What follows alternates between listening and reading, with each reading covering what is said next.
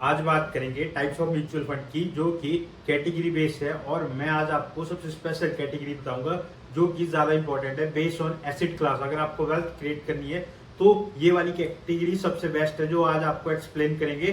तो मैं आपको बता दूं, अगर आपने मेरी पुरानी वीडियो नहीं देखी है तो आप पुरानी वीडियो जाके देख सकते हो। मैं डिस्क्रिप्शन में लिंक डाल दूंगा उस वीडियो का। तो उसमें मैंने आपको 3 तरह के स्पेशल टाइप के फंड बताए थे, mutual fund, debt schemes, equity scheme, hybrid scheme, और एक और एड ऑन होता है based on asset class solution oriented scheme, जो कि आपको सारी डेप्थ में मैं डिटेल देने वाला हूं, जो कि आपको बहुत जल्द पता लग जाएगी। तो मैं आपको बता दूं, एक डिस्क्लेमर है कि ये वीडियो एजुकेशनल पर्पस से है, किसी को फोर्स नहीं किया जा रहा कि आप म्यूचुअल फंड में पैसा लगाओ, क्योंकि म्यूचुअल फंड में पैसा लगाना रिस्की है। अगर आप इंटरेस्टेड हो म्यूचुअल फंड में पैसा इन्वेस्ट करने के लिए, तब आप पूरी वीडियो को डिटेल में देखो, आपके लिए बहुत ही इंफॉर्मेशनल है। तो चलो डेप्थ में आपको स्कीम्स के बारे में बताते हैं। पहली है इक्विटी स्कीम। इक्विटी स्कीम के अंदर 11 कैटेगरी आती है। फर्स्ट है multi cap fund. Multi cap fund वो फंड है कि आपकी जो 65% इन्वेस्टमेंट है वो जाएगी लार्ज कैप में, मिड कैप में और स्मॉल कैप शेयर्स के अंदर। जो सेकंड है वो है लार्ज कैप फंड्स। ये बेसिकली 80% इन्वेस्टमेंट जो आपकी है वो जाएगी टॉप 100 कंपनीज में, जो कि as per the market capitalisation है। जो थर्ड है वो है large cap and mid cap. 35% investment जाएगी आपकी लार्ज कैप में, 35% जाएगी मिड कैप में। जो फोर्थ है वो है मिड कैप फंड। इन्वेस्टमेंट 65% तक आपकी जाएगी मिड कैप स्टॉक्स के अंदर। मतलब कि जो कंपनी है उनकी रैंकिंग 101 से लेके 250 तक होगी as per the market capitalisation. जो फिफ्थ है वो है हमारे पास स्मॉल कैप फंड। 65% इन्वेस्टमेंट जाएगी आपकी स्मॉल कैप स्टॉक्स के अंदर। मतलब कि जो कंपनी की ranking as per the market capitalisation वो होगी 251 से लेके ऊपर तक। जो सिक्स्थ है वो है डिविडेंड यील्ड फंड। ये बेसिकली 65% इन्वेस्टमेंट जाएगी उन शेयर्स के अंदर जो आपको डिविडेंड बना के देंगे। जो हमारे पास सेवंथ है वो है वैल्यू फंड। ये बेसिकली इन्वेस्टमेंट स्ट्रेटेजी है जो कि इन्वेस्ट करती है 65% तक इक्विटी मार्केट के अंदर। एट्थ है वो है कॉन्ट्रा फंड। कॉन्ट्रा फंड एक ऐसी स्ट्रेटेजी है, इसमें जो फोकस है वो हाई रिटर्न स्टॉक्स में होता है, लेकिन इसका जो रिस्क है वो भी बहुत हाई रहता है। जो हमारे पास नाइन्थ है वो है फोकस फंड। ये बेसिकली फोकस किया जाता है 30 स्टॉक्स के अंदर, जो कि होल्ड करेगा आपका फंड मैनेजर, मतलब कि एसेट मैनेजमेंट कंपनी आपका 30 स्टॉक्स के अंदर पैसा लगाएगी और उसे होल्ड करेगी, और 65% तक पैसा शेयर मार्केट के अंदर ही लगेगा आपका। जो 10th है वो सेक्टोरियल फंड। 80% पैसा सेक्टर वाइज इन्वेस्ट होगा, जैसे कि एफएमसीजी सेक्टर हो गया, ऑटोमोबाइल हो गया, एआई हो गया, ईवी हो गया, सेमीकंडक्टर हो गया।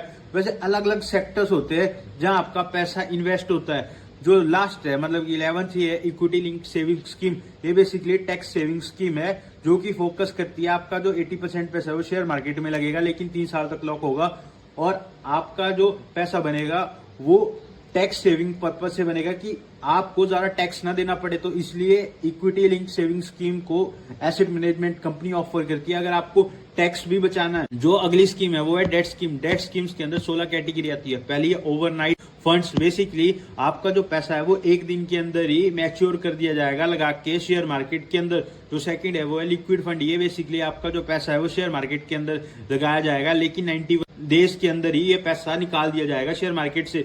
जो थर्ड है वो है अल्ट्रा शॉर्ट ड्यूरेशन फंड।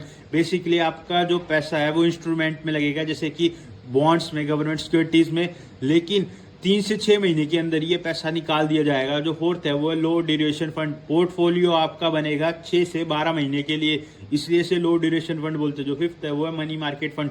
जो आपका पैसा है वो मनी मार्केट इंस्ट्रूमेंट में होगा, लेकिन इसे मैच्योर कर दिया जाएगा, 1 साल के अंदर ही ये पैसा निकाल दिया जाएगा। जो सिक्स्थ है वो है शॉर्ट ड्यूरेशन फंड। जो आपका पोर्टफोलियो है वो फोकस होगा 1 से 3 साल के लिए, मतलब कि आपका पैसा 1 से 3 साल के लिए लगाया जाएगा और निकाल दिया जाएगा। जो सेवंथ है वो है मीडियम ड्यूरेशन फंड। ये बेसिकली 3 से 4 साल का पोर्टफोलियो बनाने के लिए होता है, जो कि आपको 3 से 4 साल में रिटर्न बना के देगा। जो एट्थ है वो है हमारे पास medium to long duration fund. मतलब कि आपका जो पोर्टफोलियो है वो 4 से 7 साल में आपको एक अच्छा रिटर्न बना के देगा। जो ज्यादा फोकस आपको करना चाहिए वो 9th वाले में करना चाहिए, जो कि है लॉन्ग ड्यूरेशन फंड। ये बेसिकली टाइम बेस है, 7 ईयर से ऊपर का आपका जो रिटर्न है वो 7 साल के बाद ही अच्छा बन के आएगा। जो 10th है वो है डायनेमिक बॉन्ड फंड। ये बेसिकली आपका जो पैसा है वो बॉन्ड्स के अंदर इन्वेस्ट होगा। जो 11th है वो है कॉर्पोरेट बॉन्ड फंड्स। 80% इन्वेस्टमेंट आपकी कॉर्पोरेट बॉन्ड्स के अंदर होगी। जो 12th है वो है क्रेडिट रिस्क फंड। 65% पैसा कॉर्पोरेट बॉन्ड्स के अंदर लगेगा जिनकी हाईएस्ट रेटिंग है, लेकिन रिस्क थोड़ा हाई रहता है। तो 13 है वो है बैंकिंग एंड पीएससी फंड। 80% तक पैसा आपका डेट इंस्ट्रूमेंट में लगेगा जो कि बैंकिंग और पीएससी उसके अंदर लगेगा। तो 14 है वो गिल्ट फंड। 80% इन्वेस्टमेंट आपकी गवर्नमेंट सिक्योरिटीज के अंदर लगेगी।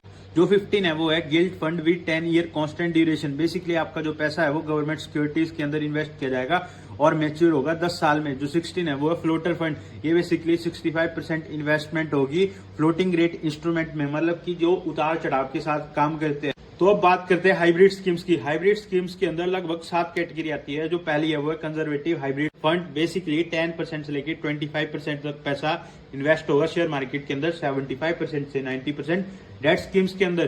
जो सेकंड है वो बैलेंस्ड हाइब्रिड फंड। 40 to 60% पैसा आपका इक्विटी और डेट स्कीम्स के अंदर जाएगा। जो थर्ड है वो एग्रेसिव हाइब्रिड फंड। ये बेसिकली 65% से लेके 80% तक आपका जो पैसा है वो शेयर मार्केट के अंदर जाएगा, मतलब कि इक्विटी स्कीम्स के अंदर, और 20 to 35% डेट स्कीम्स के अंदर। जो हमारे पास फोर्थ है वो है डायनेमिक एसेट एलोकेशन फंड। ये बेसिकली एडजस्ट किया जाएगा आपके मार्केट कंडीशंस के हिसाब से। अगर मार्केट ऊपर नीचे चल रही है तो पैसा निकाला भी जा सकता है और डाला भी जा सकता है। जो हमारे पास नेक्स्ट है वो है multi asset allocation fund. Basically 3 asset में आपका पैसा लगेगा। जो सिक्स्थ है हमारे पास वो है हमारे पास arbitrage fund. Basically arbitrage fund वो फंड है जो आपका पैसा है वो 65% तक इक्विटी स्कीम्स के अंदर इन्वेस्ट होगा। जो हमारे पास लास्ट है, मतलब कि 7th, वो है इक्विटी सेविंग फंड। बेसिकली आपका जो पैसा है वो 65% तक शेयर मार्केट के अंदर लगेगा, 10% डेट स्कीम्स के अंदर। फोर्थ स्कीम है, मतलब कि last scheme solution oriented scheme. उसके अंदर 2 टाइप के फंड आते हैं, एक तो रिटायरमेंट फंड, एक है children fund. Retirement fund basically वो फंड है अगर आपने पैसा इन्वेस्ट कर दिया तो वो लॉक हो जाएगा 5 साल तक। लेकिन अगर आप उस 5 साल लॉकिंग पीरियड से पहले रिटायर हो जाते तो आपको वो पैसा मिल सकता है। लेकिन अगर आप रिटायर नहीं होंगे 5 साल से पहले तो वो पैसा आपको 5 साल के बाद ही मिलेगा। जो सेकंड है वो है चिल्ड्रन फंड। बेसिकली ये वैसा फंड है जो कि आपने अगर पैसा इन्वेस्ट कर दिया तो ये मैच्योर होगा। अगर आपका बेटा 18 साल का हो रहा है या तो वो 5 साल तक लॉक हो जाएगा, आप उसे 5 साल के बाद भी निकाल सकते हो। वीडियो को लाइक शेयर कमेंट कर देना और चैनल में तो सब्सक्राइब जरूर कर देना।